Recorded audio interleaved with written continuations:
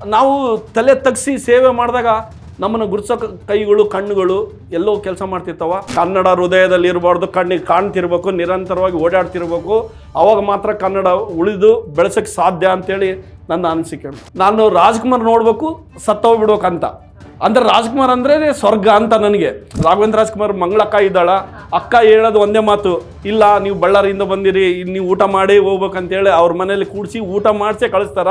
ಅದು ದೊಡ್ಡ ಮನೆಯ ದೊಡ್ಡತನ. ಅಪ್ಪು ಸರ್ ನಾವು ಕಳ್ಕೊಂಡಿರೋದು ಭಾಳ ದುಃಖದ ವಿಷಯ ಮೇಡಮ್.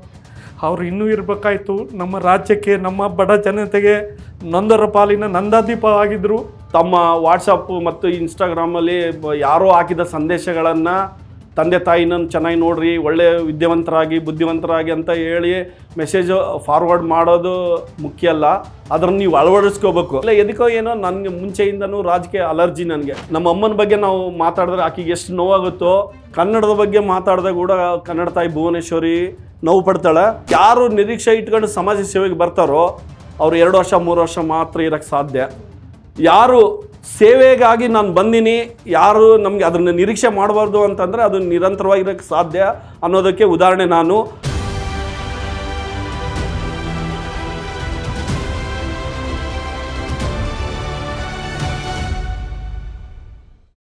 ನಮಸ್ಕಾರ, ಜಿ ವೈಬ್ಸ್ ಪಾಡ್ಕಾಸ್ಟ್ಗೆ ಸ್ವಾಗತ. ನಾನು ದೀಪ್ತಿ ಪ್ರಕಾಶ್. ವೀಕ್ಷಕರೇ, ಇವತ್ತಿನ ಪಾಡ್ಕಾಸ್ಟ್ನಲ್ಲಿ ನಾವಿವತ್ತು ನಿಮಗೆ ಒಬ್ಬ ಸ್ಪೆಷಲ್ ಗೆಸ್ಟ್ ಅನ್ನ ಇಂಟ್ರೊಡ್ಯೂಸ್ ಮಾಡ್ತಾ ಇದ್ದೀವಿ. ಇವರನ್ನ ಕನ್ನಡದ ಗಂಧ ಅಂತ ಹೇಳಿದ್ರೆ ತಪ್ಪಾಗೋದಿಲ್ಲ. ಯಾಕಂತ ಹೇಳಿದ್ರೆ ಇವರು ಕನ್ನಡದ ಅಪ್ಪಟ ಅಭಿಮಾನಿ, ಹಾಗೆ ಸಾಮಾಜಿಕ ಕಳಕಳಿಯನ್ನ ಹೊಂದಿರುವಂತಹ ಇವರು ಸಾಮಾಜಿಕ ಸೇವೆಯನ್ನು ಮಾಡ್ತಾ ಬಂದಿದ್ದಾರೆ. ಅವರೇ ಕಪ್ಕಲ್ ಬಿ ಚಂದ್ರಶೇಖರ್ ಆಚಾರ್ ಅವರು. Hello sir, welcome to the show. ನಮಸ್ಕಾರ. ಹೇಗಿದ್ದೀರಿ ಸರ್? ಆರಾಮ್ ಸರ್, ನಿಮ್ಮ ಸಮಾಜ ಸೇವೆಯ ಪಯಣ ಹೇಗೆ ಆರಂಭ ಆಯಿತು? ನಿಮ್ಮ ಸಮಾಜ ಸೇವೆಯ ಜರ್ನಿ ಬಗ್ಗೆ ತಿಳಿಸ್ಕೊಡೋದಾದ್ರೆ. ಮೇಡಮ್, ನಾನು ಮೂಲ ಬಂದು ಡಾಕ್ಟರ್ ರಾಜ್ಕುಮಾರ್ ಕಟ್ಟ ಅಭಿಮಾನಿ ಮೇಡಮ್. ನಾನು 1989 ಅವರ ಚಲಿಸುವ ಮೋಡಗಳು ಸಿನಿಮಾ ನನ್ನ ಮೇಲೆ ಪರಿಣಾಮ ಬೀರ್ತು. ಅದಾದ ನಂತರ ನಾನು ನಮ್ಮೂರಿಗೆ ಅಂದರೆ ಬಳ್ಳಾರಿಯಿಂದ ಕಪ್ಪಗಲ್ಲಿಗೆ ಬರುವಂಥ ಬಸ್ಗಳು 3 ಬರ್ತಾ ಇದ್ವು. ಆ ಬಸ್ಗಳಿಗೆ ಕನ್ನಡ ಧ್ವಜ ಕಟ್ಟೋದು, ಆಮೇಲೆ ಪ್ರತಿ ನವೆಂಬರ್ಗೆ ಪೂಜೆ ಎಲ್ಲ ಮಾಡೋದು, ವಿಶೇಷ ಅಲಂಕಾರ ಮಾಡೋದು, ಆಮೇಲೆ ನಿರಂತರವಾಗಿ ಬಸ್ನಲ್ಲಿ ಕನ್ನಡ ಹಾಡುಗಳು ಇರ್ಬೇಕಂತೇಳಿ ಅದಕ್ಕೆ ಟೇಪ್ಗಳು ಹಾಕೋದಾಗಿರ್ಲಿ, ಇವೆಲ್ಲ ಮಾಡ್ತಾ ನನ್ನ ಕನ್ನಡದ ಪ್ರಯಾಣ ಶುರುವಾಯಿತು. ಈ ಸಮಾಜ ಸೇವೆಗೆ ನಿಮ್ಮ ಇನ್ಸ್ಪೈರ್ ಮಾಡಿದಾದ್ರು ಏನು ಅಂತ? ನನ್ನ ಸಮಾಜ ಸೇವೆಗೆ ಪ್ರೇರಣೆ ಅಂದರೆ ಡಾಕ್ಟರ್ ಪುನೀತ್ ರಾಜ್ಕುಮಾರ್ ಅವರು. ನಾನು ಅಂದರೆ ಈ ಮುಂಚೆ ನಾನು ಡಾಕ್ಟರ್ ರಾಜ್ಕುಮಾರ್ ಅಭಿಮಾನಿಗಳು ಆಗಿರೋದ್ರಿಂದ ರಾಜ್ಕುಮಾರ್ ಪ್ರತಿ ಸಿನಿಮಾ ಕೂಡ ಸಮಾಜಕ್ಕೆ ಒಂದಲ್ಲ ಒಂದು ಸಂದೇಶವನ್ನ ನೀಡುವಂತ ಸಿನಿಮಾಗಳೇ ಬರ್ತಾ ಇದ್ವು. ಉದಾಹರಣೆ ಆಲೂಜೇನೋ ಆದ್ರೆ ಹೆಂಡ್ತಿನ ಹೆಂಗ್ ನೋಡ್ಬೋದು ಅಂತೇಳಿ, ಆಮೇಲೆ ಕಾಮನ ಬಿಲ್ ಆದ್ರೆ ಅಣ್ಣ ತಮ್ಮ ಹೆಂಗಿರ್ಬೇಕು, ಫ್ರೆಂಡ್ಸ್ ಹೆಂಗಿರ್ಬೇಕು ಅಂತೇಳಿ, ಆಮೇಲೆ ಒಡ ಹುಟ್ಟಿದವರು ಅಣ್ಣ ತಮ್ಮ ಹೆಂಗಿರ್ಬೇಕು ಅಂತೇಳಿ, ಆಮೇಲೆ ಚಲಿಸುವ ಮೋಡಗಳು ಬೇರೆ ಭಾಷೆಯವರಿಗೆ ಕನ್ನಡವನ್ನು ಹೇಗೆ ಕಲಿಸಬಹುದು ಅಂತೇಳಿ, ಹೀಗೆ ಅವರ ಒಂದೊಂದು ಚಿತ್ರಗಳು ನಮ್ಮ ಮೇಲೆ ಬಹಳ ಪರಿಣಾಮ ಬೀರ್ತಾ ಇದ್ವು.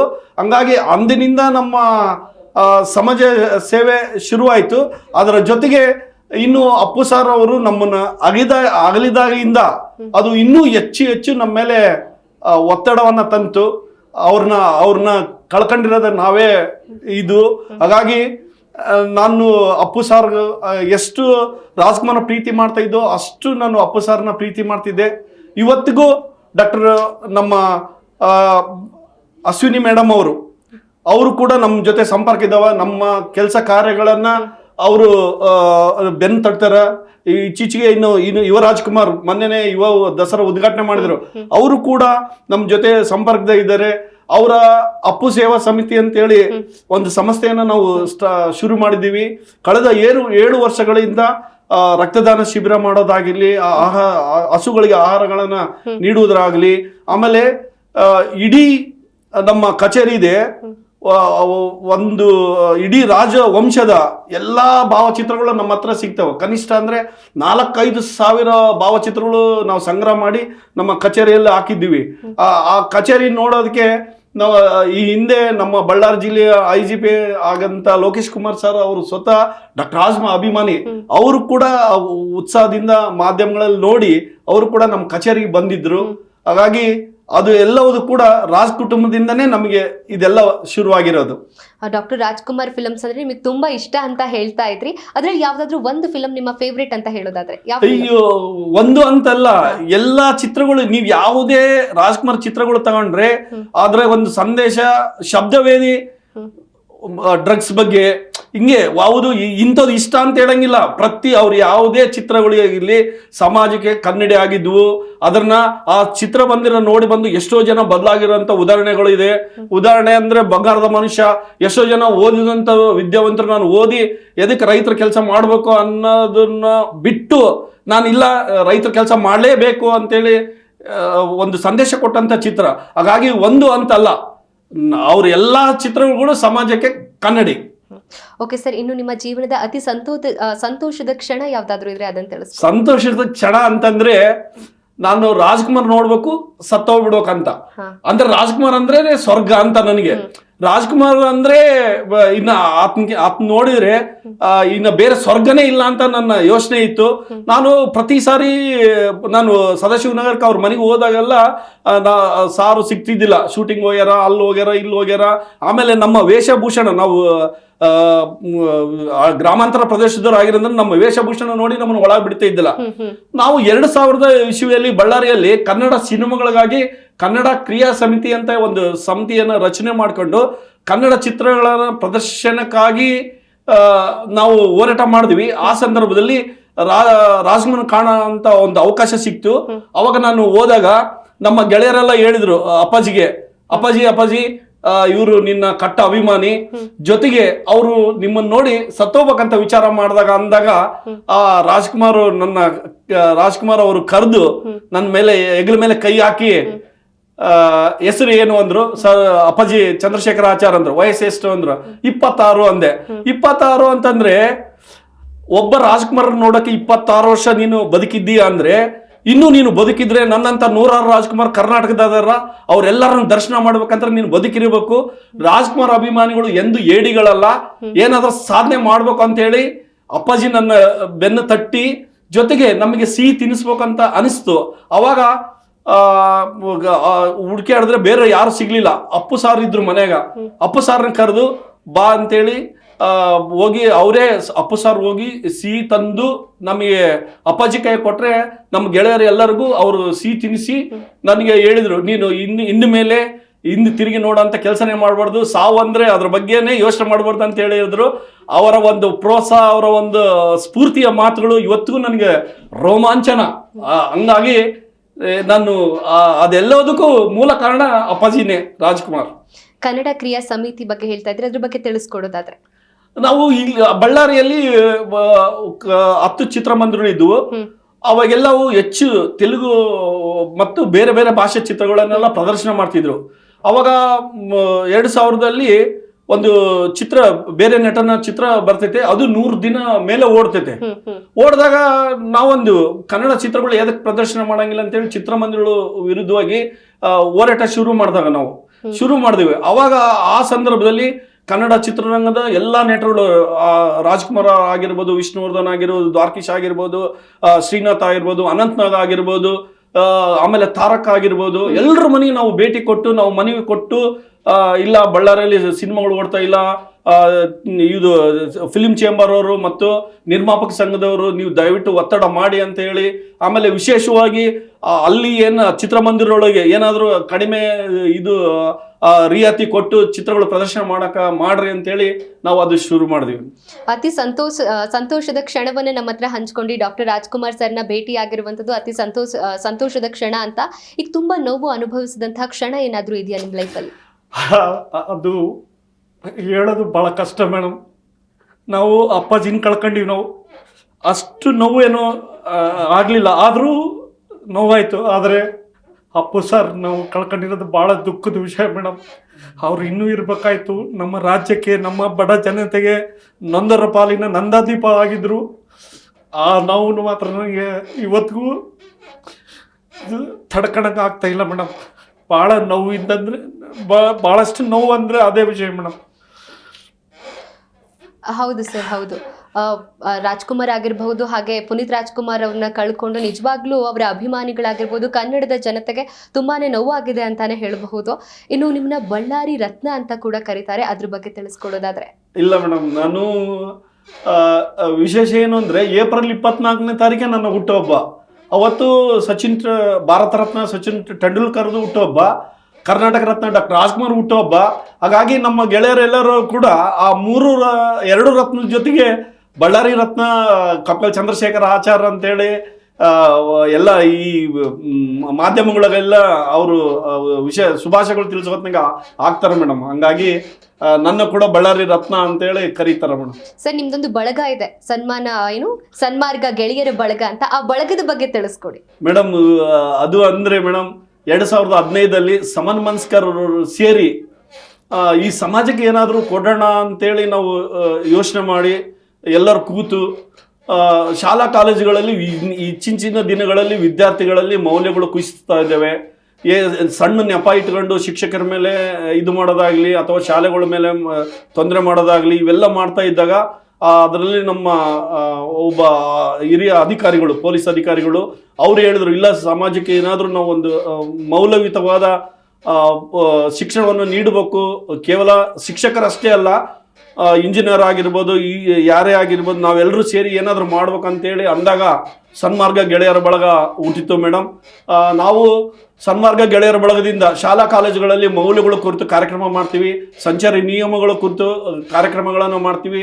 ಆಮೇಲೆ ಸಾರಿಗೆ ಸಂಸ್ಥೆ ಬಸ್ಸುಗಳಲ್ಲಿ ಕುಡಿಯೋ ನೀರಿನ ವ್ಯವಸ್ಥೆಯನ್ನು ಮಾಡ್ತಾ ಇದ್ದೀವಿ. ಅದ್ರ ಜೊತೆಗೆ ಬಳ್ಳಾರಿಯ ದುರ್ಗಮ್ಮ ಗುಡಿ ದೇವಸ್ಥಾನದ ಮುಂದೆ ಒಂದು ಬಟ್ಟೆ ಕೌಂಟ್ರ್ ಇದೆ ಮೇಡಮ್, ಸನ್ಮಾರ್ಗ ಸಹಾಯಸ್ಥ ಅಂತೇಳಿ. ಅಲ್ಲಿ ನೀವು ಉಟ್ಟು ಬಿಟ್ಟಂಥ ಬಟ್ಟೆಗಳು ಮತ್ತು ಆಟಿಕೆ ಸಾಮಾನುಗಳು, ಪುಸ್ತಕ, ಪೆನ್ನುಗಳನ್ನು ನೀವು ಅಲ್ಲಿ ದೇಣಿಗೆ ಅಲ್ಲಿ ನೀಡಿದರೆ, ಅಲ್ಲಿ ಅಗತ್ಯ ಇರೋರು ಯಾರೇ ಬಂದು ಕೇಳಿದ್ರು ಕೂಡ ನಾವು ಅವರಿಗೆ ಅವನ್ನ ನೀಡುವ ಒಂದು ಕೆಲಸವನ್ನ ಮಾಡ್ತಾ ಇದ್ದೇವೆ ಮೇಡಮ್. ಸರ್, ಇನ್ನು ರಾಜ್ ಕುಟುಂಬದ ಜೊತೆ ನಿಮ್ಮ ನಂಟು ಹೇಗಿದೆ ಸರ್?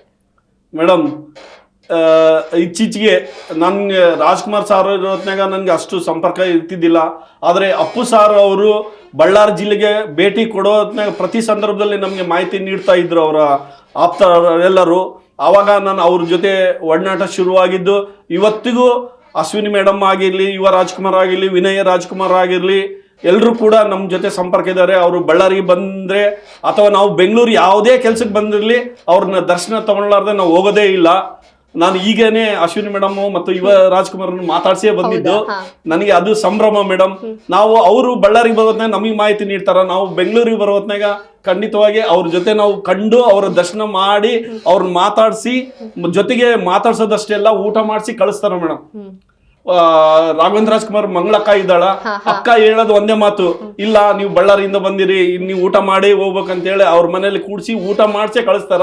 ಅದು ದೊಡ್ಡ ಮನೆಯ ದೊಡ್ಡತನ.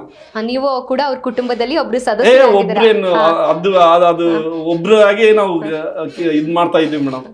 ಈಗ ಅಪ್ಪು ಸೇವಾ ಸಮಿತಿ ಅನ್ನೋದು ಕೂಡ ಇದೆ. ಈ ಸೇವಾ ಸಮಿತಿಯಿಂದ ಏನೆಲ್ಲ ಮಾಡ್ತೀರಾ ಸರ್ ನೀವು? ಮೇಡಮ್, ಅಪ್ಪು ಸೇವಾ ಸಮಿತಿ ಅದೇ 7 ವರ್ಷದ ಹಿಂದೆನೆ ಅದು ಜನ್ಮ ತಾಳಿತು. ಅದರಿಂದನೂ ಕೂಡ ನಾವು ವಿಶೇಷವಾಗಿ ನಮ್ಮ ಕಲ್ಪನೆ ಏನು ಅಂತಂದ್ರೆ, ರಾಜ್ಕುಮಾರ್ ಆಗಲಿ ಮತ್ತು ಅಪ್ಪು ಸಾರ್ ಆಗಿರ್ಲಿ, ಶಿವಣ್ಣ ಆಗಿರ್ಲಿ, ರಾಘವೇಂದ್ರ ರಾಜ್ಕುಮಾರ್ ಆಗಿರ್ಲಿ, ಆಮೇಲೆ ಪೂರ್ಣಕ್ಕ ಆಗಿರ್ಲಿ ಮತ್ತು ಲಕ್ಷ್ಮಕ್ಕ ಆಗಿರ್ಲಿ, ಅವರೆಲ್ಲ ಕುಟುಂಬದ ಭಾವಚಿತ್ರಗಳನ್ನ ಸಂಗ್ರಹಿಸಿ ನಮ್ಮ ಕಚೇರಿ ಎಲ್ಲವನ್ನು ಕೂಡ ಫೋಟೋಗಳೆಲ್ಲ ಹಾಕಿ, ಆಮೇಲೆ ಅದ್ರ ಜೊತೆಗೆ ರಕ್ತದಾನ ಶಿಬಿರಗಳನ್ನ ಮಾಡ್ತೀವಿ. ಆಮೇಲೆ ಹಸುಗಳಿಗೆ ಆಹಾರವನ್ನ ನೀಡ್ತೀವಿ. ಜೊತೆಗೆ ಹಲವಾರು ಸಂದರ್ಭದಲ್ಲಿ ಶಾಲಾ ಮಕ್ಕಳಿಗೆ ಪಾಠ್ಯ ಪುಸ್ತಕಗಳನ್ನ ನೀಡೋದು ಆಗ್ಲಿ, ಈ ರೀತಿ ಹಲವಾರು ಕಾರ್ಯಕ್ರಮಗಳನ್ನ ನಾವು ಮಾಡ್ಕೊಂಡು ಹೋಗ್ತಾ ಇದ್ದೀವಿ ಮೇಡಮ್. ಸರ್, ಇನ್ನು ನಿಮ್ಮ ಮುಂದಿನ ಗುರಿ, ನೆಕ್ಸ್ಟ್ ಗೋಲ್ ಏನು ಸರ್?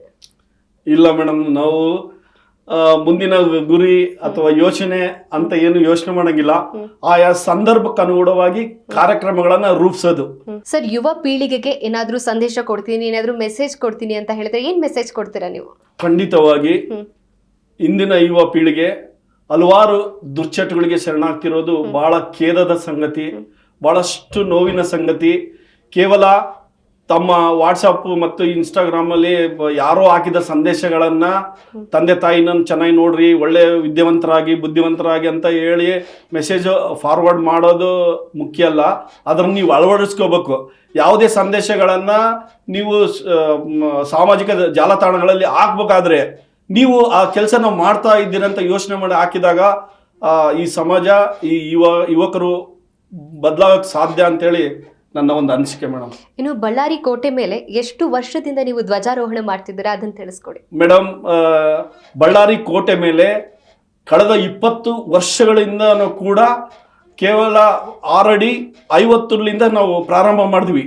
ಬೆಳಿಗ್ಗೆ 4:15ಗೆ ಕರ್ನಾಟಕದ ವಿಶ್ವದ 2ನೇ ಏಕಶಿಲಾ ಬೆಟ್ಟ ಬಳ್ಳಾರಿ ಗುಡ್ಡ, ಅಲ್ಲಿ 400 ಮೆಟ್ಲು ಬೆಳಿಗ್ಗೆನೆ 4 ಗಂಟೆಗೆ ಹೋಗಿ ಮೆಟ್ಲುಗಳಿಗೆ ಎಲ್ಲ ಪೂಜೆ ಮಾಡಿ, ಜೊತೆಗೆ ಪ್ರಾರಂಭದಿದ್ದಾಗ ಒಂದು 10 ಜನ 15 ಜನ ಎಲ್ಲ ಹೋಗ್ತಾ ಇದ್ವಿ. ನಂತರ ಬರ್ತಾ ಬರ್ತಾ ಬಹಳಷ್ಟು ಜನ ಕೂಡ ಅಲ್ಲಿ ಬರಕತ್ತಿದ್ರು. 6 ಅಡಿ ಎತ್ತರ 50 ಅಡಿ ಉದ್ದದಿಂದ ಪ್ರಾರಂಭ ಮಾಡಿ 70 ಅಡಿವರೆಗೆ, ಅದು ಅಂದ್ರೆ ಪ್ರತಿ ವರ್ಷ 1 ಅಡಿ ಉದ್ದ ಜಾಸ್ತಿ ಮಾಡ್ಕೊಂತ ಬಂದಿವಿ. 20 ವರ್ಷ ಧ್ವಜಾರೋಹಣವನ್ನ ಮಾಡಿದ್ವಿ ಮೇಡಮ್. ಮಳೆ ಇರ್ಲಿ ಚಳಿ ಇರ್ಲಿ, ಒಂದ್ಸಾರಿ ಆದ್ರೆ ಒಂದು ನ್ಯಾಯಾಲಯ ಆದೇಶ ಮಾಡ್ತು, ರಾಷ್ಟ್ರ ಧ್ವಜನ ಹೊರತುಪಡಿಸಿ ರಾಜ್ಯ ಧ್ವಜನ ಎಲ್ಲಿ ಆರಿಸಬಾರ್ದು ಅಂತ ಒಂದು ಆದೇಶ ಬಂದಿತ್ತು. ಆ ಬಂದಾಗ ಕೂಡ ಅಲ್ಲಿ ಇರುವಂತ ಅಧಿಕಾರಿಗಳು ನಮ್ಗೆ ಹೇಳಿದ್ರು, ಇದು ಇಲ್ಲ, ನೀವು ಮಾಡಕ ಅವಕಾಶ ಕೊಡಂಗಿಲ್ಲ, ಕೋರ್ಟ್ ಆದೇಶ ಇದೆ ಅಂದ್ರು. ಇಲ್ಲ, ನಾವು ಮಾಡೇ ಮಾಡ್ತೀವಿ, ಇದು ಆದೇಶ ಬದಲಾಗುತ್ತೆ ಅಂತ ಹೇಳಿ ನಾವು ಹಠ ಮಾಡಿದಾಗ ಅವ್ರು ಇಲ್ಲ, ನಮ್ಗೆ ಅವಕಾಶನೇ ಇಲ್ಲ ಅಂದ್ರು. ನಾವು ಆ ಧ್ವಜ ಇಟ್ಕೊಂಡ್ರೆ ರಾತ್ರಿ ಎಲ್ಲ ನಾವು ಗುಡ್ಡದ ಕೆಳಗೆ ಅಲ್ಲಿ ಕೂತು ಏನ್ ಮಾಡೋದು ಈ ಸಾರಿ ನಿಂತ್ಕೊಂಡ್ಬಿಡ್ತೈತಲ್ಲ ಅಂದಾಗ ರಾತ್ರಿ 11 ಗಂಟೆಗೆ ಕೋರ್ಟ್ ಆದೇಶ ಆಯ್ತು, ಇಲ್ಲ ಧ್ವಜಾರೋಹಣ ಮಾಡ್ಬೋದು ಕನ್ನಡ ಧ್ವಜ ಅಂತೇಳಿ. ಅವತ್ತು ಕೂಡ ಹೋಗಿ ಧ್ವಜಾರೋಹಣ ಮಾಡಿ ಬಂದಿದ್ದು ಹೆಮ್ಮೆ ಇದೆ. ಕನ್ನಡ ಕೇವಲ ನನ್ನ ಇದ್ರ ಮಟ್ಟಿಗೆ ಯಾರೋ ಬಹಳಷ್ಟು ಜನ ಹೇಳೋದು ನನ್ನ ಹೃದಯದಲ್ಲಿ ಇದೆ, ಕನ್ನಡ ನನ್ನ ಹೃದಯದಲ್ಲಿದೆ. ಕನ್ನಡ ಹೃದಯದಲ್ಲಿ ಇರಬಾರ್ದು, ಕಣ್ಣಿಗೆ ಕಾಣ್ತಿರ್ಬೇಕು, ನಿರಂತರವಾಗಿ ಓಡಾಡ್ತಿರ್ಬೇಕು, ಅವಾಗ ಮಾತ್ರ ಕನ್ನಡ ಉಳಿದು ಬೆಳೆಸಕ್ಕೆ ಸಾಧ್ಯ ಅಂತೇಳಿ ನನ್ನ ಅನಿಸಿಕೆ. ಓಕೆ ಸರ್, ಇನ್ನು ನಿಮ್ಮ ವೈಯಕ್ತಿಕ ಜೀವನದ ಬಗ್ಗೆ ಮಾತನಾಡ್ತಾ ಹೋಗೋಣ. ನಿಮ್ಮ ಕುಟುಂಬದಲ್ಲಿ ಯಾರ್ಯಾರಿದ್ದಾರೆ, ಹಾಗೆ ನಿಮ್ಮ ಕುಟುಂಬದ ಸಹಕಾರ ಯಾವ ರೀತಿ ಇದೆ ನಿಮ್ಮ ಸಮಾಜ ಸೇವೆ ಅಂತ ಬಂದಾಗ? ನನ್ನ ಶ್ರೀಮತಿ ವಿಜಯಲಕ್ಷ್ಮಿ ಆಚಾರ್ ಅಂತ, ನನ್ನ ಸುಪುತ್ರ ಕೌಶಿಕ್ ಆಚಾರ್ ಅಂತ, ನನ್ನ ಇನ್ನೊಬ್ಬ ಸುಪುತ್ರ ಅಭಿಲಾಷ್ ಆಚಾರ್ ಅಂತೇಳಿ, ನಾವು ಇಬ್ರು ಗಂಡ ಹೆಂಡತಿ, 2 ಮಕ್ಕಳಿದ್ದೀವಿ. ಜೊತೆಗೆ ನಮ್ಮ ತಮ್ಮ ಅವರ ಶ್ರೀಮತಿ ಮತ್ತೆ ಅವ್ರ ಮಗ ಸುರೇಶ್ ಅಂತೇಳಿ, ಇಷ್ಟು ಜನ ನಾವು ನಮ್ಮ ಮನೆಗಿದ್ದೀವಿ. ಮುಂಚೆಯಿಂದನೂ ಕೂಡ ಪ್ರಾರಂಭದಲ್ಲಿ ಸ್ವಲ್ಪ ಅವ್ರಿಗೂ ತೊಂದರೆ ಅನಿಸ್ತು. ಯಾಕಂದ್ರೆ ನಾನು ಮದುವೆ ಆಗಿದ್ದು 1996 ಬಂದಾಗ ಹೊಸದಾಗಿ ಕೂಡ ಅವ್ರಿಗೆ ಅದು ಕಿರಿಕಿರಿ ಅನಿಸ್ತು. 1 ವರ್ಷ 2 ವರ್ಷ ಆದ ನಂತರ ಅವ್ರು ಕೂಡ ಸಂಪೂರ್ಣ ಸಾಕಾರ. ನಾವು ಬಸ್ಗಳಲ್ಲಿ ಸನ್ಮಾರ್ಗದಿಂದ ಕುಡಿಯೋ ನೀರು ಬಸ್ಗಳಲ್ಲಿ ಇಡಬೇಕಾದ್ರೆ ದಿನಾಲಿ 150 ಬಸ್ನ ಇಡ್ತಾ ಇದ್ವಿ. ಅದನ್ನ ನಾವು ಖಾಲಿ ಕ್ಯಾನ್ಗಳು ಮನೆಗೆ ತಂದು ತೊಳೆದು, ನಮ್ಮ ಮನೆಯವರು ನಮ್ಮ ಮಕ್ಕಳು ಎಲ್ಲರೂ ಕ್ಲೀನಾಗಿ ತೊಳೆದು ಅದನ್ನ ನೀರು ಹಿಡಿದು ಮತ್ತೆ ಆಟೋದಾಗ ಲೋಡ್ ಮಾಡಿ ಮತ್ತೆ ಹೋಗಿ ಬಸ್ ಡಿಪೋಗೆ ಹಾಕ್ತಿದ್ವಿ. ಅಂದ್ರೆ ಅವರೆಲ್ಲರ ಸಹಕಾರ ಇರೋದಕ್ಕಾಗಿ ನಾವು ಇಷ್ಟು ವರ್ಷ ಈ ಒಂದು ಸಮಾಜ ಸೇವೆಯಲ್ಲಿ ತೊಡಗಕ್ಕೆ ಸಾಧ್ಯ ಆಯಿತು. ಸರಿ, ನಾನು ಒಂದ್ಸತಿ ನಿಮ್ಮ ರಿಂಗ್ ತೋರಿಸ್ಬಿಡಿ, ಕರ್ನಾಟಕದ ಇದ್ರ ಮೇಲೆ ಮ್ಯಾಪ್ ಇರುವಂತದ್ದು, ಇದ್ರ ಬಗ್ಗೆ ಹೇಳೋದಾದ್ರೆ. ಈ ಉಂಗುರ ಏನಿದೆ ಅಲ್ಲ ಮೇಡಮ್, ಇದು ನಾವು ಮದ್ರಾಸ್ ಪ್ರಾಂತದಲ್ಲಿ ಇದ್ವಿ. ಅದು ಮೈಸೂರು ರಾಜ್ಯ ಆಯ್ತು.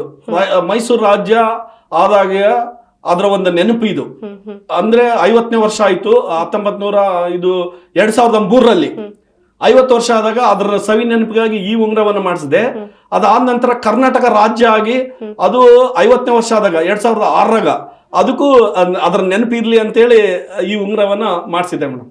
ಓಕೆ ಸರ್, ಇನ್ನು ನಿಮ್ಮಿಂದ ನೀವು ಸಾಕಷ್ಟು ಸಮಾಜ ಸೇವೆ ಕೂಡ ಮಾಡಿದ್ದೀರಾ. ನಿಮ್ಮಿಂದ ಹೆಲ್ಪ್ ತಗೊಂಡವ್ರು ಬಂದು ಥ್ಯಾಂಕ್ಸ್ ಅಣ್ಣ ಅಂತ ಹೇಳಿದಾಗ, ನಿಮ್ಗೆ ಅಭಿನಂದನೆ ಸೂಚಿಸಿದಾಗ ನಿಮ್ಗೆ ಹೇಗೆ ಅನ್ಸುತ್ತೆ ಸರ್ ಆ ಕ್ಷಣದಲ್ಲಿ?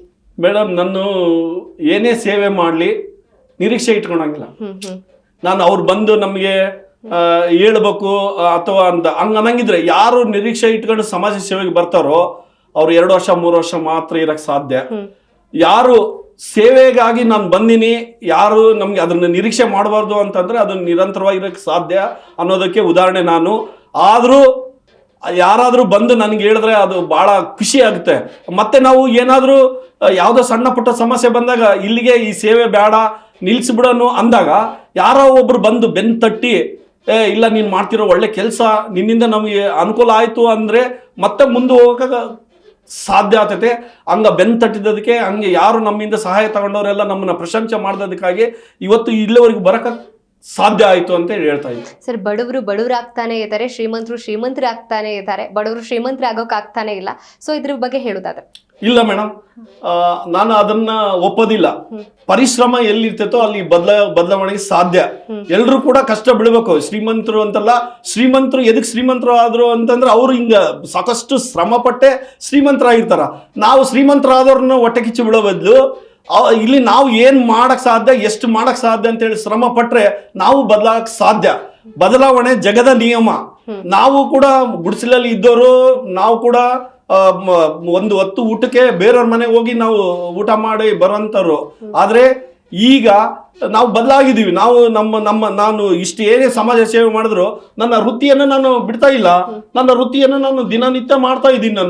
ನನ್ನ ವೃತ್ತಿ ನಾನು ಮಾಡ್ತಿರೋದ್ರಿಂದ ಈ ಸಮಾಜ ಸೇವೆಯಲ್ಲಿ ನಾನು ತೊಡಕ್ ಸಾಧ್ಯ. ಈಗ ನನಗೆ ಆರ್ಥಿಕವಾಗಿ ನನಗೆ ಇಲ್ಲ ಅಂತಂದ್ರೆ ನಾನು ಸಮಾಜ ಸೇವೆ ಮಾಡಕ್ಕೆ ಹೇಗೆ ಸಾಧ್ಯ?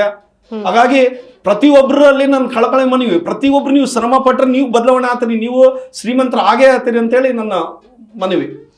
ಇನ್ನು ನಟರು ಏನೇ ಮಾಡಿದ್ರು ಕೂಡ ಅವರ ಅಭಿಮಾನಿಗಳು ಅದನ್ನ ಫಾಲೋ ಮಾಡ್ತಾರೆ. ನಟರನ್ನ ಯಾವುದೇ ಅಭಿಮಾನಿಗಳು ಅವರನ್ನ ಫಾಲೋ ಮಾಡ್ತಾ ಹೋಗ್ತಾರೆ. ಸೊ ನಟರ ಜವಾಬ್ದಾರಿ ಏನು ಅಂತ ಹೇಳಿ? ಖಂಡಿತ ಮೇಡಮ್, ಯಾವುದೇ ಆಗಲಿ, ಕ್ರಿಕೆಟರ್ ಆಗಿರಲಿ, ಸಿನಿಮಾ ನಟರಾಗಿರಲಿ, ಅವರ ಎಲ್ಲ ನಟರಲ್ಲಿ ನಾನು ವಿನಂತಿಸಿಕೊಳ್ಳೋದು ಏನಂತಂದರೆ, ನೀವು ಏನು ಮಾಡಿರ್ತೀರಿ ಅದನ್ನು ನಿಮ್ಮ ಅಭಿಮಾನಿಗಳು ಅನುಸರಿಸ್ತಾರ.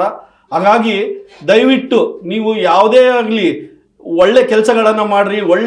ನೀವು ಯಾವುದೇ ಸಿನಿಮಾವನ್ನು ತೆಗೆದ್ರು ಕೂಡ ಅದರಲ್ಲಿ ಒಂದು ಸಮಾಜಕ್ಕೆ ಒಂದು ಒಳ್ಳೆ ಸಂದೇಶವನ್ನು ನೀಡ್ರಿ. ಹಾಗಾಗಿ ಆಗ ನೀವು ಬೆಳೆಯೋಕ್ಕೆ ಸಾಧ್ಯ, ಸಮಾಜವನ್ನು ಬೆಳೆಸೋಕ್ಕೂ ಸಾಧ್ಯ ಅಂತೇಳಿ ನಾನು ವಿನಂತಿ ಮಾಡ್ತಾ ಇದ್ದೀನಿ. ಇನ್ನು ನಿಮ್ಮ ಕಷ್ಟದ ಸಮಯದಲ್ಲಿ ನಿಮಗೆ ಶಕ್ತಿ ಕೊಡುವಂಥದ್ದಾದ್ರೂ ಏನು ಅಂತ? ಇದೆ ಮೇಡಮ್, ನನ್ನ ಬೆನ್ನ ಹಿಂದೆ ಒಂದು ಶಕ್ತಿ ಇದೆ. ಆ ಹೆಸರು ಹೇಳಂಗಿಲ್ಲ ನಾನು. ನನ್ಗೆ ಬಹಳಷ್ಟು ಸಾರಿ ಬೇಜಾರಾದಾಗ, ನೋವಾದಾಗ ನಾನು ಅವ್ರಿಗೆ, ನನ್ನ ಆತ್ಮೀಯ ಗೆಳೆಯರು ಒಬ್ರು ಅದಾರ, ಅವ್ರೊಬ್ಬ ಅಧಿಕಾರಿ, ಅವ್ರಿಗೆ ನಾನು ಹೇಳ್ತೀನಿ, ನಾನು ಸರ್ ಈ ರೀತಿ ನನಗೆ ತೊಂದರೆ ಆಗ್ತಿದೆ ಸರ್ ಅಂದ್ರೆ, ಆಚಾರ ಯಾರಿಗೆ ತೊಂದರೆ ಇಲ್ಲ, ಎಲ್ಲರಿಗೂ ತೊಂದರೆ ಇದೆ, ಅದನ್ನ ನಿಭಾಯಿಸ್ಕೊಂಡು ಮುಂದೋಗೋದೇ ಮನುಷ್ಯನ ಜನ್ಮ, ಮಾಡು, ನಾನು ಇರ್ತೀನಲ್ಲ ನಿನ್ ಜೊತೆಗೆ ಅಂತ ಹೇಳ್ತಾರ. ಅದು ನನಗೆ ಬಹಳ ಇಷ್ಟವಾದಂಥದ್ದು ಮೇಡಮ್.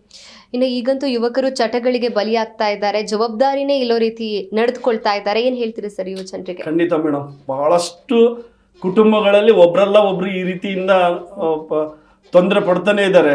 ದಯವಿಟ್ಟು ನಾನು ಹೇಳೋದು ಇಂದಿನ ಯುವ ಪೀಳಿಗೆಗೆ, 25 ವರ್ಷ ನೀವು ಸತತ ಶ್ರಮ ಪಟ್ಟು ಶಿಕ್ಷಣವನ್ನ ಕಲೀರಿ. ಏನಾದ್ರೂ ನೀವು 25 ವರ್ಷ ನೀವು ಶ್ರಮ ಪಟ್ರೆ 75 ವರ್ಷ ನೀವು ಆರಾಮಾಗಿ ನೀವು ಏನ್ ಅನ್ಕೊಂಡ್ರೆ ಅದನ್ನ ನೀವು ಎಂಜಾಯ್ ಮಾಡ್ಬೋದು. 25 ವರ್ಷ ಸುಖಕ್ಕಾಗಿ 75 ವರ್ಷದ ಜೀವನವನ್ನ ಕಳ್ಕೊಳ್ಬೇಡ್ರಿ ಅಂತೇಳಿ ನಾನು ಹೇಳ್ತಾ ಇದ್ದೀನಿ ಮೇಡಮ್. ಸಾಮಾಜಿಕ ಕಾರ್ಯಗಳಲ್ಲಿ ನೀವು ನಿಮ್ಮನ್ನ ತೊಡಗಿಸ್ಕೊಂಡಿದ್ದೀರಾ. ನೀವು ಮರೆಯಲಾಗದಂತಹ ಘಟನೆ ಯಾವ್ದಾದ್ರು ನಡೆದಿದೆ, ಅದ್ರ ಬಗ್ಗೆ ತಿಳಿಸ್ಕೊಡಿ. ಖಂಡಿತ. ನಾನು ಹೀಗೆ ಒಂದು 10 ವರ್ಷದ ಹಿಂದೆ ರಾತ್ರಿ 10 ಗಂಟೆಗೆ ನನಗೊಂದು ಫೋನ್ ಬರುತ್ತೆ. ಫೋನ್ ಬಂದು, ಆಚಾರ್ ದಯವಿಟ್ಟು ನಿಮ್ಗೆ ಒಂದು ಸಹಾಯ ಮಾಡಿ ಅಂತ ಹೇಳಿ ಒಬ್ಬ ನಮ್ಮ ಮೇಡಮ್ ಅವರು ಫೋನ್ ಮಾಡ್ತಾರ. ನಾನು ಏನು ಹೇಳ್ರಿ ಮೇಡಮ್ ಅಂತಂದೆ. ಏನಿಲ್ಲ, ನಮಗೆ ಅರ್ಜೆಂಟು, ನಾವು ನಮ್ಮ ಸ್ಪೋರ್ಟ್ಸ್ಗೆ ನಾವು ಹುಡುಗಿಯರು ಎಲ್ಲರೂ ಬಂದಾರ, ಅರ್ಜೆಂಟ್ ಒಂದು ಚೌಟ್ರಿ ಅಥವಾ ಏನಾದರೂ ಒಂದು ವ್ಯವಸ್ಥೆ ಮಾಡಿ ಅಂತ ಹೇಳಿದ್ರು. ನಾನು ಎಲ್ಲಿ ಬಳ್ಳಾರಿನ ಅಂದೆ. ಇಲ್ಲ ರೀ, ಡೆಲ್ಲಿ ಅಂದ್ರು. ಡೆಲ್ಲಿ ಅಂದ್ರೆ, ಅಲ್ಲ ಮೇಡಮ್ ನಾನು ಇರೋದು ಬಳ್ಳಾರಿಯಲ್ಲಿ ಏನಾದರೂ ಸಹಾಯ ಮಾಡ್ಬೋದು, ಡೆಲ್ಲಿಯಲ್ಲಿ ನಾನು ಹಿಂಗ ಸಹಾಯ ಮಾಡಕ್ ಸಾಧ್ಯ ಅಂತ ಕೇಳಿದಾಗ, ಇಲ್ಲ ರೀ ನೀವು ಮಾಡೇ ಮಾಡ್ತೀರಿ ಅಂತ ಅವ್ರು ನನಗೆ ಉರಿ ತುಂಬಿದ್ರು. ನಾನು ಮಲ್ಲಿಕಣ್ಣನ ಎದ್ದು ಕೂತು ಯೋಚನೆ ಮಾಡಿದೆ, ಇವ್ರು ಹೇಳ್ತದಾರ ಅಂದ್ರೆ ಇದ್ರೊಳಗೆ ಏನೋ ಇರ್ತೈತೆ ಅಂತ ಹೇಳ್ಬಿಟ್ಟು ನನ್ನ ಗೆಳೆಯ ಒಬ್ರು ಬೆಂಗಳೂರಲ್ಲಿ ಇದ್ದಾರೆ, ಅವ್ರಿಗೆ ನಾನು ಫೋನ್ ಮಾಡಿ ಹೇಳಿದೆ, ಮಾಮ್ ಈ ತರ ಇದೆ, ಡೆಲ್ಲಿಯಿಂದ ಬೇರೆ ಕಡೆಗೆ ಏನು ಸ್ಪೋರ್ಟ್ಸ್ಗೆ ಹೋಗಿದ್ರೆ ಆ ಹುಡುಗಿಯರೆಲ್ಲ ಬಂದಾರಂತೆ, ಡಿಸೆಂಬರ್ ಫುಲ್ಲು ಚಳಿ ಇದೆ, ಅವ್ರಿಗೆ ರೈಲ್ವೆ ಸ್ಟೇಷನ್ ಆಗಿದ್ರೆ ಅವ್ರಿಗೆ ಏನಾದ್ರು ಉಳ್ಕೊಳಕ್ಕೆ ವ್ಯವಸ್ಥೆ ಮಾಡಿ ಮಾಮ್ ಅಂದೆ. ಅವ್ರಿದ್ದು, ಮಾಮ್ ಬೆಂಗಳೂರು ಆದ್ರೆ ಮಾಡ್ತಾ ಇದ್ದೆ, ಡೆಲ್ಲಿಗೆ ನಾನು ಹೆಂಗ್ ಮಾಡ್ಲಿ ಮಾಮ್ ಅಂದ್ರೆ, ಇಲ್ಲ ಮಾಮ್ ನೀವು ಪ್ರಯತ್ನ ಮಾಡಿ ಮಾಮ್ ಅಂದೆ. ಹೇಳಿದ್ರೆ ಇವರು ಸರಿ ಅಂತ ಹೇಳಿದವರು 15-20 ನಿಮಿಷ ಆದ್ರೂ ಫೋನ್ ಮಾಡಿಲ್ಲ. ಅವ್ರು ಮೇಡಮ್ ನನಗೆ ಫೋನ್ ಮೇಲೆ ಫೋನ್ ಮಾಡ್ತಾ ಇದಾರ. ಆಗ ನಾನು ಅವ್ರು ರಿಸೀವ್ ಮಾಡಕ್ ಭಯ ಆಯ್ತು, ಏನಾಯ್ತು ಅಂತ. ಆಮೇಲೆ ರಿಸೀವ್ ಮಾಡಿದಾಗ, ಧನ್ಯವಾದಗಳು ರೀ ಆಚಾರ್ ಅಂದ್ರು. ಏನ್ ಮೇಡಮ್ ಅಂದೆ. ಇಲ್ಲ ರೀ, ಇಲ್ಲಿ ಡೆಲ್ಲಿಯಲ್ಲಿ ರೈಲ್ವೆ ಸ್ಟೇಷನ್ ಒಂದು ವ್ಯಾನ್ ಬಂದು ಕರ್ನಾಟಕ ಪತ್ರಕರ್ತರ ಸಂಘದ ಕಚೇರಿಗೆ ಕರ್ಕೊಂಡು ಹೋಗ್ತಾ ಇದಾರೆ ನಮ್ಮನ್ನ ಅಂದ್ರು. ನಾನು ಹೌದಾ ಮೇಡಮ್ ಅಂದೆ. ಹೌದ್ರಿ, ತುಂಬಾ ಧನ್ಯವಾದಗಳು ರೀ ಅಂತ ಎಲ್ಲ ಹುಡುಗಿಯರು ಅಂಕಲ್ ಧನ್ಯವಾದಗಳು ಅಂಕಲ್ ಅಂತ ಹೇಳಿದ್ರು. ಅಂದ್ರೆ ಅಂತ ನನ್ಗೆ ಅನಿಸ್ತದ. ಅವಾಗ ನಾನು ಇಷ್ಟೆಲ್ಲ ಸೇವೆ ಮಾಡೋದಕ್ಕೆ ಎಲ್ಲ ಒಂದು ಪ್ರತಿಫಲ ಯಾರಿಗೋ ಸಿಕ್ಕೈತದ. ಅಂದ್ರೆ ಸೇವೆ ಅಂತಂದ್ರೆ ಈ ರೀತಿ ಇರ್ತಾರೆ. ನಮ್ಮನ್ನು ಯಾರೋ ಗುರ್ಸೋರು ಇರ್ತಾರೋ, ಎಲ್ಲೋ ಇರ್ತಾರ. ನಾವು ತಲೆ ತಗ್ಸಿ ಸೇವೆ ಮಾಡಿದಾಗ ನಮ್ಮನ್ನು ಗುರ್ಸೋ ಕೈಗಳು ಕಣ್ಣುಗಳು ಎಲ್ಲೋ ಕೆಲಸ ಮಾಡ್ತಿರ್ತಾವ. ಹಾಗಾಗಿ ಅದು ನನಗೆ ಬಹಳ ಖುಷಿ ಕೊಡುವಂತ ವಿಷಯ. ಸಾಮಾಜಿಕ ಕಾರ್ಯ ಮಾಡ್ತಾ ಇರುವುದು ನಿಮ್ಗೆ ತೃಪ್ತಿ ಕೊಟ್ಟಿದೆಯಾ ಸರ್? ಸ್ಯಾಟಿಸ್ಫೈ ಆಗಿದ್ದೀರಾ ನೀವು ಇದರಿಂದ? ಅದ್ಭುತ. ನನ್ನಷ್ಟು ಸುಖ ಪುರುಷ ಯಾರಿಲ್ಲ. ನಾನು ರಾತ್ರಿ 9:30 ಮಲಕ್ಕೆ ಅಂತೀನಿ, ಬೆಳಿಗ್ಗೆ 5:00 ಎದ್ದೇಳ್ತೀನಿ. ನಾನು ಎಂದು ನಿದ್ದೆ ಬಂದಿಲ್ಲ ಅಂತ ಹೇಳ್ದ ಮಾತೇ ಇಲ್ಲ. ಆಮೇಲೆ ನಾನು ಯಾವುದಕ್ಕೂ ಯೋಚನೆ ಮಾಡಂಗಿಲ್ಲ. ಎಲ್ಲ ಎಂತೆ ಸಮಸ್ಯೆ ಬಂದ್ರು ಕೂಡ ಅದಕ್ಕೆ ಪರಿಹಾರ ಇರ್ತದೆ ಅಂತ ನಾನು ಮನೆ ಹೊಂಡ್ಬಿಟ್ಟಿನಿ. ಹಾಗಾಗಿ ಸಮಾಜ ಸೇವೆ ನಿಷ್ಕಲ್ಮಶವಾಗಿ ಯಾರು ಮಾಡ್ತಾರೋ ಅವ್ರಿಗೆ ತೃಪ್ತಿಕರವಾಗಿ ಇರ್ತೈತೆ. ಎಂತ ಸಮಸ್ಯೆ ಬಂದ್ರು ಎದುರಿಸಕ್ಕೆ ಸಿದ್ಧರಾಗಿರ್ತಾರ ಅಂತೇಳಿ ನನ್ನ ಒಂದು ಅನಿಸಿಕೆ. ಇಷ್ಟ ದಿನದಲ್ಲಿ ಯಾವಾಗಾದ್ರೂ ಸಮಾಜ ಸೇವೆ ಮಾಡೋದು ಬೇಡಪ್ಪ ಸಾಕು ಇದನ್ನೆಲ್ಲ ಇಲ್ಲಿಗೆ ನಿಲ್ಸ್ಬಿಡೋಣ ಅಂತ ಯಾವತ್ತಾದ್ರೂ ಅಯ್ಯೋ ಬಹಳಷ್ಟು ಇಂಥ ನೋವುಗಳು ಬಹಳಷ್ಟು ಅನುಭವಿಸ್ಬಿಟ್ಟಿನಿ. ಅಂದ್ರೆ ಅವ್ರು ಇನ್ಸಿಡೆಂಟ್ ತಿಳಿಸ್ಕೊಡಿ, ಯಾವಾಗ ಹೇಗ ಅನ್ಸುತ್ತೋ ಅಂತ. ಇಲ್ಲ, ನಾನು 2006 ಒಳಗೆ ನಾನು ಒಂದು ದೊಡ್ಡ ಒಂದು ಕಲ್ಪನೆ ಇಟ್ಕೊಂಡಿದ್ದೆ, ಇಂಥದ್ರು ಮಾಡ್ಬೇಕು ಅಂತ ಅಂದಾಗ ಅದು ನಮ್ಮ ಎದುರಿಗಿರೋರಿಗೆ ಅದು ಸರಿ ಅಂತ ಅನ್ಸ್ಲಿಲ್ಲ. ನನ್ನ ಲೆಕ್ಕಾಚಾರದೊಳಗೆ ಅದು ಬಹಳ ಶುದ್ಧ. ಅದನ್ನ ನಾನು ಮಾಡಿದ್ರೆ ಇಡೀ ರಾಜ್ಯಕ್ಕೆ ಹೆಸರು ಬರುತ್ತೆ ಅಂತ ಹೇಳಿ ನನ್ನ ಕಲ್ಪನೆ ಇತ್ತು. ಅದನ್ನ ಆವಾಗ ಅವ್ರಿಗೆ ಅದ್ರ ಬಗ್ಗೆ ಮಾಹಿತಿ ಇಲ್ದೇನೆ ನಮ್ಗೆ ಇದು ಮಾಡಿದ್ರು. ಅದು ಆಮೇಲೆ ಅದರಿಂದ ನಾನು ಬದಲಾದೆ. ನಾನು ಯಾವಾಗ ನಾನು ಮನುಷ್ಯ ಬದಲಾಗಬೇಕಂದ್ರೆ ವೈರ್ ಇರ್ಲೇಬೇಕು, ಎದುರಾಳಿ ಇರ್ಲೇಬೇಕು. ಆಮೇಲೆ ಎದುರಿಗೆ ನಮ್ಮನ್ನ ಟೀಕೆ ಮಾಡೋರು ಇದ್ರೇನೆ ನಾವು ಬದಲಾಗಕ್ಕೆ ಸಾಧ್ಯ. ನಿಜ. ಸರಿ, ಹಸಿದವರಿಗೆ ಬಟ್ಟೆ ಕೊಟ್ಟಾಗ ಊಟ ಕೊಟ್ಟಾಗ ಅವ್ರ ರಿಪ್ಲೈ ಹೇಗಿರುತ್ತೆ? ಅದ್ಭುತ ಮೇಡಮ್. ನಾನು ಅದನ್ನ ನಾವು ಸನ್ಮಾರ್ಗ ಗೆಳೆಯರ ಬಳಗದಿಂದ ಕಣ್ಣಿನ ಆಪರೇಷನ್ ಮಾಡಿಸ್ತೀವಿ ನಾವು. ಬಹಳಷ್ಟು ಅಜ್ಜಿಗಳು ಇರ್ತಾರ, ತಂದೆ ಆಮೇಲೆ ಅಜ್ಜರು ಇರ್ತಾರ. ಅವರು ಇದು ಮಾಡ್ತಾ ಇರ್ತಾರೆ. ನಾನು ಕರ್ಕೊಂಬಂದು ಕಣ್ಣು ಆಪರೇಷನ್ ಮಾಡಿಸಿದಾಗ ಪ್ರಾರಂಭದಾಗ ನಮ್ಗೆ ಕಿರಿಕಿರಿ ಮಾಡ್ತಾರ. ನೀವು ಎಲ್ಲೇ ಕರ್ಕೊಂಬಂದ್ಬಿಟ್ರಿ, ನೀವು ಚೆನ್ನಾಗಿ ಇದು ಮಾಡಿಲ್ಲ ಅಂತಾರ. ಆಮೇಲೆ ಕಣ್ಣು ಆಪರೇಷನ್ ಆದ್ಮೇಲೆ ಅವ್ರು ನಮ್ಮನ್ನ ಕರೆದು ಎಷ್ಟು ಪ್ರಶಂಸಾ ಮಾತುಗಳು ಆಡ್ತಾರ ಅಂದ್ರೆ ಅದ್ಭುತವಾಗಿ. ನನಗೆ ಇಲ್ಲಪ್ಪ 4 ಜನ ಮಕ್ಕಳು ಅದಾರ, 10 ಎಕರೆ ಹೊಲ ಇದೆ, ಆದ್ರೆ ನಮ್ಮ ಮಕ್ಕಳು ಯಾರು ನಮ್ಮನ್ನ ಕರ್ಕೊಂಬಂದು ಕಣ್ಣು ಆಪರೇಷನ್ ಮಾಡಿಸ್ಲಿಲ್ಲ. ನೀನು ಪುಣ್ಯಾತ್ಮಪ್ಪ, ಯಾರ ಮಗ ಏನೋ, ನಿಮ್ಗೆ ಸಂಬಂಧನೇ ಇಲ್ಲ, ನೀನ್ ಕರ್ಕೊಂಬಂದು ನಿಮ್ಮ ಸಂಘದಿಂದ ನಿಮ್ಮ ಸಂಘದಾಗ ಇರುವಂತ ಎಲ್ರಿಗೂ ನಾವು ಕೈ ಮುಗಿತೀವಿ ಅಂತ ಹೇಳ್ತಾರಲ್ಲ, ಅವಾಗ ನಮ್ಗೆ ಸ್ಫೂರ್ತಿ. ನಮ್ಗೆ ಅವಾಗ ಏನೋ ಒಂದು ದೊಡ್ಡ ಸಾಧನೆ ಮಾಡಿದಷ್ಟು ಶಿಖರ ಇರೋದಷ್ಟು ಸಂತೋಷ. ಸರ್, ನೀವೆಲ್ಲ ಇಷ್ಟೊಂದು ಒಳ್ಳೆ ಕೆಲಸ ಮಾಡ್ತಾ ಇದ್ರು ಕೂಡ ನಿಮ್ಮ ನೋಡಿ ಟೀಕೆ ಮಾಡೋರು ಇದ್ದೇ ಇರ್ತಾರೆ, ಅಂತವ್ರಿಗೆ ಏನ್ ಹೇಳ್ತೀರಾ? ಇಲ್ಲ, ನನಗೆ ಟೀಕೆ ಮಾಡೋರು ಬಹಳ ಕಡಿಮೆ. ನಾನು ಯಾಕೆಂದ್ರೆ ನಾನು ಏನೇ ಕೆಲಸ ಮಾಡ್ಲಿ ಪರಿಶುದ್ಧವಾಗೇ ಮಾಡೋದು. ಆಮೇಲೆ ಏನೇ ಒಂದು ಕೆಲಸ ಮಾಡ್ಬೇಕಾದ್ರೆ ನಾನು ಹಲವಾರು ಜನರ ಸಹಾಯ ತಗೊಂಡೇ ಮಾಡೋದು. ಸಲಹೆಗಳು ತಗೊಂಡು ನಾನು ಈ ರೀತಿ ಮಾಡ್ತಾ ಇದ್ದೀನಿ ಹೆಂಗ ಅಂತ ಕೇಳಿದಾಗ ಅವ್ರು ಸಲಹೆ ಕೊಡ್ತಾರ. ನಾನು ಹಂಗಾಗಿ ನಾನು ಪ್ರಾರಂಭದಲ್ಲಿ ಸಮಸ್ಯೆಗಳು ಅನುಭವ ಇಲ್ದಾಗ ಸಮಸ್ಯೆಗಳನ್ನ ನಾನು ಎದುರಿಸಿದ್ದೆ.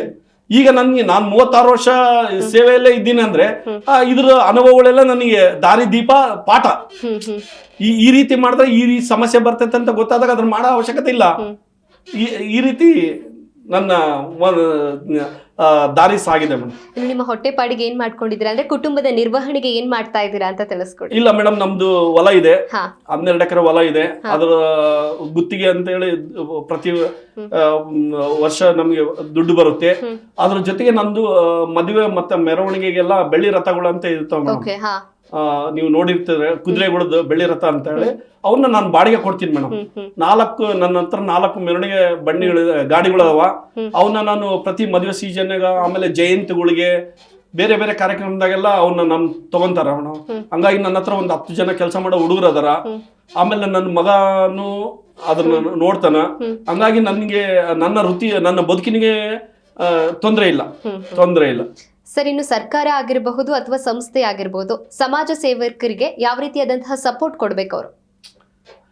ಖಂಡಿತ ಮೇಡಮ್, ಒಳ್ಳೆ ಕೆಲಸ ಮಾಡೋರಿಗೆ ಸರ್ಕಾರ ಆಗ್ಲಿ ಸಾರ್ವಜನಿಕರಾಗ್ಲಿ ಬೆನ್ ತಟ್ಟಿದಾಗ ಮಾತ್ರ ಅವನು ಇನ್ನೂ ಒಳ್ಳೆಷ್ಟು ಕೆಲಸ ಮಾಡಕ್ ಸಾಧ್ಯ. ಜೊತೆಗೆ ಈ ಇತ್ತೀಚಿನ ದಿನಗಳಲ್ಲಿ ಬಹಳಷ್ಟು ಜನ ಒಂದು ಸ್ವಲ್ಪ ದಿನ ಕೆಲಸ ಮಾಡಿ ಬಹಳ ನಿರೀಕ್ಷೆ ಇಟ್ಕೊಂಡು ಬರ್ತಾರ, ಅದು ತಪ್ಪು. ಅದು ಸರ್ಕಾರಗಳು ಪಾಪ ಸ್ವಲ್ಪ ಒಂದು 2 ವರ್ಷ ಅಥವಾ 5 ವರ್ಷ ಕೆಲಸ ಮಾಡಿ ಹೋಗಿ ರಾಜ್ಯೋತ್ಸವ ಪ್ರಶಸ್ತಿ ಕೇಳಿದ್ರೆ ಅವ್ರು ಹೆಂಗ್ ಕೊಡ್ತಾರ? ಹಾಗಾಗಿ ಅಂಥದನ್ನು ಮಾಡಬಾರ್ದು. ನಿರಂತರವಾಗಿ ಸೇವೆ ಮಾಡಿದಾಗ ಮಾತ್ರ ಸರ್ಕಾರ ಮತ್ತು ಸಾರ್ವಜನಿಕರು ಬೆನ್ನು ತಟ್ಟಿದಾಗ ಮಾತ್ರ ಮುಂದಕ್ಕೆ ಹೋಗಕ್ಕೆ ಸಾಧ್ಯ ಅಂತ. ನಿಮ್ಮಂತೂ ರಾಜಕೀಯಕ್ಕೆ ಬರ್ಬೇಕು ಅಂತ ಯಾರಾದ್ರೂ ಹೇಳಿದುಂಟಾ? ಅಯ್ಯೋ ದೇವ್ರೆ, ನನಗೆ ರಾಜಕೀಯ ದೂರ. ನನಗೆ ಬಹಳಷ್ಟು ಸಂದರ್ಭದಲ್ಲಿ ಬಹಳಷ್ಟು ಜನ ಹೇಳಾರ, ಇಲ್ಲ ನೀವು ಈ ಸಾರಿ ಟಿವಿ ಪ್ರಯತ್ನ ಮಾಡಿ ಅದಕ್ಕೆ ಅಂದ್ರೆ ಇಲ್ಲ, ಎದಕ್ಕೋ ಏನೋ ನನ್ಗೆ ಮುಂಚೆಯಿಂದನೂ ರಾಜಕೀಯ ಅಲರ್ಜಿ ನನ್ಗೆ. ಯಾಕೆ ಅಂತ ಕೇಳ್ಬೋದಾ? ಇಲ್ಲ, ನನ್ಗೆ ಅಲ್ಲಿ ಆ ಮನಸ್ಥಿತಿಗಳು ಸರಿ ಇರೋದಿಲ್ಲ. ಬೇಗ ಈಗ ನಾವು ನೋಡ್ತೀವಿ, ನಾವು ಯಾವ್ದೋ ಒಂದು ಅಧಿಕಾರ ಸಿಗ್ತೈತೆ ಅಂದ್ರೆ ಬೇಗ ಬಗಲಾಗಿರೋನೆ ಕಾಲು ಎಳಿತಾನೆ, ದೂರ ಇಲ್ಲ. ದೂರ ಇರೋನು ಅಲ್ಲೇ ಅಲ್ಲ, ಕಣ್ಣಿಗೆ ಕಾಣೋನೆ ನಮ್ ಕಾಲು ಎಳೆದು ಅವ್ನು ನಮ್ಮ ಮೇಲೆ ಹೋಗಕ್ಕೆ ಪ್ರಯತ್ನ ಮಾಡ್ತಾನ. ಅಂಥವು ನಮ್ಗೆ ಬೇಕಾಗಿಲ್ಲ. ಹಾಗಾಗಿ ನಾನು ಯಾವುದೇ ಹುದ್ದೆಗಳಿಗೆ, ಯಾವುದೇ ಪ್ರಶಸ್ತಿಗಳಿಗೆ ಎಂದೂ ಅರ್ಜಿ ಹಾಕಿಲ್ಲ. ನಾನು ಸರ್ಕಾರನೇ ನನಗೆ 2006ರಲ್ಲಿ ಸುವರ್ಣ ಕನ್ನಡಿಗ ಅಂತ ಹೇಳಿ ಒಂದು ಪ್ರಶಸ್ತಿ ಬಿಜಾಪುರದಲ್ಲಿ ಕೊಡ್ತು.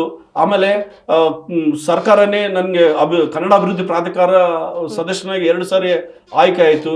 ಆಮೇಲೆ ವಾಜಪೇಯಿ ಸಾರ್ ಅವರು ಪ್ರಧಾನಮಂತ್ರಿ ಆದಾಗ ಬಳ್ಳಾರಿ ರೈಲ್ವೆ ಸದಸ್ಯನಾಗಿ ನಾನು ಒಂದು 3 ವರ್ಷ ಕೆಲಸ ಮಾಡಿದೆ. ಹೀಗೆ ಮಾಡ್ತಾ ಇದ್ದೀನಿ. ಜೊತೆಗೆ ನಮ್ಮ ವಿಶ್ವಕರ್ಮ ಸಮಾಜ, ಶ್ರೀ ವಿಶ್ವಕರ್ಮ ಎಜುಕೇಶನ್ ಟ್ರಸ್ಟ್ ಅಂತಿದೆ, ಅದರ ಅಧ್ಯಕ್ಷರಾಗಿ ನಾನು ಕೆಲಸ ಮಾಡ್ತಾ ಇದ್ದೀನಿ. ನಮ್ಮ ಸಮಾಜದ ವಿದ್ಯಾರ್ಥಿಗಳು ಕೂಡ ಹೆಚ್ಚಿನ ಮಟ್ಟದಲ್ಲಿ ವಿದ್ಯಾಭ್ಯಾಸ ಮಾಡಬೇಕು, ಉನ್ನತ ಕೆಲಸಗಳಿಗೆ ಹೋಗ್ಬೇಕು. ಹಾಗಾಗಿ ಅವ್ರಿಗೆ ಎಷ್ಟು ಸಾಧ್ಯ ಆಗ್ತದೋ ಅಷ್ಟು ನಮ್ಮ ಸಮಾಜದ ಹಿರಿಯರನ್ನೆಲ್ಲರನ್ನು ಕೂಡಿಸ್ಕೊಂಡು ಆ ಒಂದು ಕೆಲಸವನ್ನ ಮಾಡ್ತಾ ಇದ್ದೀನಿ ಮೇಡಮ್. ಸರ್, ನಾ ಸ್ಟಾರ್ಟಿಂಗ್ ಅಲ್ಲೇ ಹೇಳ್ತಾ ಇದ್ರೆ ನಿಮ್ಮನ್ನ ಕನ್ನಡದ ಕಂದ ಅಂತ ಹೇಳಿದ್ರೆ ತಪ್ಪಾಗೋದಿಲ್ಲ ಅಂತ. ಯಾಕಂತ ಹೇಳಿದ್ರೆ ಕನ್ನಡದ ಅಪ್ಪಟ ಅಭಿಮಾನಿ ನೀವು. ಆದ್ರೆ ಕನ್ನಡದವರೇ ಕನ್ನಡವನ್ನ ಟೀಕೆ ಮಾಡಿದಾಗ ಏನ್ ಅನ್ಸುತ್ತೆ ಸರ್? ತುಂಬಾ ನೋವಾಗುತ್ತೆ ಮೇಡಮ್. ಯಾಕಂದ್ರೆ ನಮ್ಮ ಅಮ್ಮನ ಬಗ್ಗೆ ನಾವು ಮಾತಾಡಿದ್ರೆ ಆಕಿಗೆ ಎಷ್ಟು ನೋವಾಗುತ್ತೋ, ಕನ್ನಡದ ಬಗ್ಗೆ ಮಾತಾಡಿದಾಗ ಕೂಡ ಕನ್ನಡ ತಾಯಿ ಭುವನೇಶ್ವರಿ ನೋವು ಪಡ್ತಾಳೆ. ನಾನು ಮುಂಚೆ ಕನ್ನಡ ಬಗ್ಗೆ ಮಕ್ಕಳು ಕಡಿಮೆ ಇದ್ರು ಇಲ್ಲ ಇಲ್ಲ ಅಂತ ನಾವು ಯೋಚನೆ ಮಾಡ್ತಿದ್ವಿ. ಇತ್ತೀಚೆಗೆ ಏನಾಗೈತೆ ಅಂದ್ರೆ ಕನ್ನಡಮ್ಮನ ಮಕ್ಕಳು ಜಾಸ್ತಿ ಆಗ್ಯಾರ. ಅವತ್ತು ಕನ್ನಡಮ್ಮ ನೋವು ಪಡ್ತಾ ಇದ್ಲು, ನನಗೆ ಕಡಿಮೆ ಜನ ಅದಾರ, ನನ್ನ ಮಕ್ಕಳು ಕಡಿಮೆ ಅದಾರ ಅಂತ ಅವತ್ತು ನೋವು ಪಡ್ತಾ ಇದ್ಲು. ಇವತ್ತು ಹೆಚ್ಚಿನ ಜನ ಆಗ್ಯಾರ, ಓಡಾಡ್ರ ಆಗ್ಯಾರ ಅಂತೇಳಿ ಇವತ್ತಿಗೂ ನೋವು ಪಡ್ತಾ ಇದ್ದಾಳ. ಹಾಗಾಗಿ ಕನ್ನಡ ಪರ ಚಿಂತನೆ, ಹೋರಾಟ ಏನಿದೆ ಅಲ್ಲ, ನಾವು ಶ್ರದ್ಧೆಯಿಂದ ಮಾಡಬೇಕು. ಕನ್ನಡಮ್ಗೆ ನೋವು ಆಗದ ರೀತಿಯಲ್ಲೇ ನಾವು ಕನ್ನಡದ ಕಟ್ಟುವ ಕೆಲಸವನ್ನ ಮಾಡಬೇಕು. ನಾನು ಈಗ ಸದ್ಯ ಬಳ್ಳಾರಿ ಜಿಲ್ಲಾ ಕನ್ನಡ ಸಾಹಿತ್ಯ ಪರಿಷತ್ತಿನ ಜಿಲ್ಲಾ ಸಂಚಾಲಕರಾಗಿ ಕೆಲಸನೂ ಮಾಡ್ತಾ ಇದ್ದೀನಿ. ಈ ಸಾರಿ 68 ವರ್ಷದ ಬಳಿಕ ಬಳ್ಳಾರಿಗೆ ಕನ್ನಡ ಸಾಹಿತ್ಯ ಸಮ್ಮೇಳನವನ್ನ ನಮ್ಮ ಅಧ್ಯಕ್ಷರು ತಗೊಂಡ್ಬಂದಿದ್ದಾರೆ. ಆ ಕನ್ನಡದ ಕೆಲಸವನ್ನು ಮಾಡ್ತಾ ಇದ್ದೀನಿ. ಆಮೇಲೆ ಜೊತೆಗೆ ಇಲ್ಲಿವರೆಗೂ ಕೂಡ ಆಮೇಲೆ 71ನೇ ಕನ್ನಡ ಸಾಹಿತ್ಯ ಸಮ್ಮೇಳನ ಮೂಡಬಿದ್ರಿಯಲ್ಲಿ ನಡೀತು. ಡಾಕ್ಟರ್ ಕಮಲಾಂಪನ ಅದರ ಅಧ್ಯಕ್ಷರಾಗಿದ್ರು. ಅವರ ಅಧ್ಯಕ್ಷ ನುಡಿಯಲ್ಲೇ ನಮ್ಮ ಊರನ್ನ ನಮೂದು ಮಾಡಿದ್ರು. ಅವರು ಕನ್ನಡ ಉಳಿಸಿ ಬೆಳೆಸ್ಬೇಕು ಅಂತಂದ್ರೆ ಅದು ಬಳ್ಳಾರಿ ಅಥವಾ ಗ್ರಾಮಾಂತರಗಳಲ್ಲಿ ಮಾತ್ರ ಕನ್ನಡ ಬೆಳಕ್ ಸಾಧ್ಯ ಅಂತೇಳಿ ಅಮ್ಮ ಅವತ್ತು ಹೇಳಿದ್ರು. ಅಮ್ಮನ ಆಶೀರ್ವಾದ ಕೂಡ ಇವತ್ತು ನಮ್ಮಲ್ಲಿ ಇದೆ. ನಾವು ಆ ಒಂದು ಶಕ್ತಿ, ಅವರ ಮಾತುಗಳು ಇವತ್ತಿಗೂ ನಮ್ಗೆ ನಾವು ನೆನ್ಸ್ಕೊಂಡೇ ಕೆಲಸ ಮಾಡ್ತಾ ಇರೋದು. ಸರ್, ಇನ್ನು ಬೆಂಗಳೂರಂತೂ ಕನ್ನಡ ಕಣ್ಮರಿ ಆಗ್ತಿದೆ ಅಂತಾನೆ ಹೇಳ್ಬಹುದು. ಏನ್ ಹೇಳ್ತೀರಾ ಇದ್ರ ಬಗ್ಗೆ? ಇಲ್ಲ, ಖಂಡಿತ ಮೇಡಮ್. ಇಲ್ಲಿ ಈ ಬೆಂಗಳೂರು ಹಲವಾರು ರಾಜ್ಯಗಳ ಜನರಿಗೆ ಬದುಕು ಕೊಡ್ತಾ ಇದೆ, ಅನ್ನ ಕೊಡ್ತಾ ಇದೆ, ನೀರು ಕೊಡ್ತಾ ಇದೆ. ಆ ಬದುಕು ಕೊಟ್ಟಂತ ಭಾಷೆಯನ್ನ ದಯವಿಟ್ಟು ಯಾರು ಮರಿಬಾರ್ದು. ಜೊತೆಗೆ ನಾವು ಬೇರೆ ಭಾಷೆ ವ್ಯಾಮೋಹಕ್ಕೆ ಸಿಲುಕಿ ನಮ್ಮತನವನ್ನು ನಾವು ಮರಿಬಾರ್ದು. ನಮ್ಮ ಭಾಷೆ ಬದುಕಿದ್ರೆ ನಮ್ಮ ನಾಡು ಬದುಕಿದಂಗೆ. ನಮ್ಮ ನಾಡು ಇವತ್ತು 8 ಜ್ಞಾನಪೀಠ ಪ್ರಶಸ್ತಿಗಳನ್ನು ಪಡೆದಂತ ಹೆಮ್ಮೆಯ ನಾಡು. ಜೊತೆಗೆ ಹಲವಾರು ಶ್ರೇಷ್ಠ ಸಾಹಿತಿಗಳು ಇಲ್ಲಿದ್ದಾರೆ. ಅವ್ರನ್ನೆಲ್ಲರ ಅವರ ಹೆಸರು ಉಳಿಸ್ಬೇಕಂದ್ರೆ ನಾವು ಕನ್ನಡವನ್ನ ನಾವೆಲ್ಲರೂ ಕೂಡ ನಾವು ಬಳಸೋದ್ರ ಜೊತೆಗೆ ನಮ್ಮ ಪಕ್ಕಗೆ ಇರೋರು ಕೂಡ ಬಳಸುವಂತ ಒಂದು ಪ್ರೇರಣೆ ನೀಡಬೇಕು ಅಂತೇಳಿ ನಾನು ವಿನಂತಿಸ್ಕೊಳ್ತಿದ್ದೀನಿ. ಓಕೆ ಸರ್, ಇವತ್ತಿನ ನಮ್ಮ ಪಾಡ್ಕಾಸ್ಟ್ ನಲ್ಲಿ ಭಾಗಿಯಾಗಿ ಸಾಕಷ್ಟು ಮಾಹಿತಿಯನ್ನ ಹಂಚಿಕೊಂಡಿದ್ದೀರಾ. ಧನ್ಯವಾದಗಳು. ಧನ್ಯವಾದಗಳು ಮೇಡಮ್. ನನಗೆ ಅವಕಾಶ ಕೊಟ್ಟಂತ ಜಿಗೆ ನ್ಯೂಸ್ಗೆ ತುಂಬ ಹೃದಯದ ಧನ್ಯವಾದಗಳು ಮೇಡಮ್. ನೋಡಿದ್ರಲ್ಲ ವೀಕ್ಷಕರೇ, ಇದಾಗಿತ್ತು ಇವತ್ತಿನ ಪಾಡ್ಕಾಸ್ಟ್ ವಿಶೇಷ. ನೋಡ್ತಾ ಇರಿ ಜಿ ಕನ್ನಡ ನ್ಯೂಸ್, ಸತ್ಯವೇ ಸುದ್ದಿಯ ಜೀವಾಳ.